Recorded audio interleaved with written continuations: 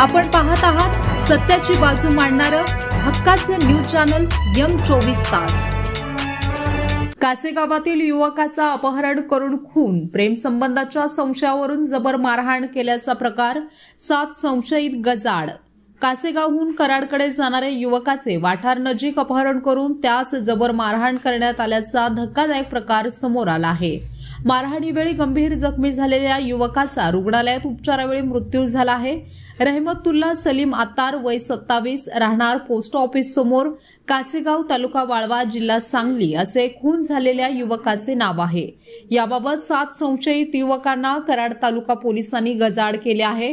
सुदाम मोहन पवार, वय 27, राकेश रामदास पाटील, वय 26, अमर सुरेश खोत, वय 27, विराज युवराज तोडकर, वय 26, उमेश रवींद्र पाटील, वय 28, विशाल हनुमंत सिद, वय 23 आणि ऋषिकेश धनाजी तोडकर, वय 26, सर्व राहणार कासेगाव, तालुका वाळवा अशी संशयितांची नावे आहेत।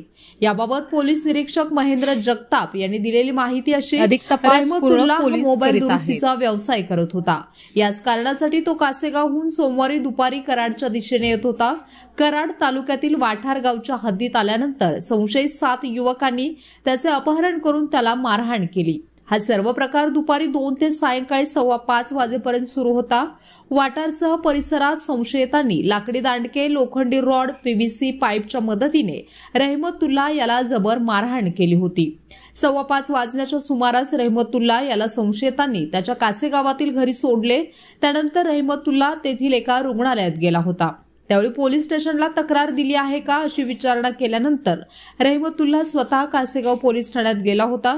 पोलिसांनी वैद्यकीय तपासणीसाठी रुग्णालयात पाठवल्यानंतर अचानकपणे त्याची प्रकृती खालावली आणि त्यामुळे त्याला तातडीने उपचारासाठी कराडच्या कृष्णा रुग्णालयात आणण्यात आले होते। मात्र उपचारावेळी त्याचा मृत्यू झाला आणि त्यानंतर घटनेची माहिती कासेगाव व कराड तालुका पोलिसांना देण्यात आली।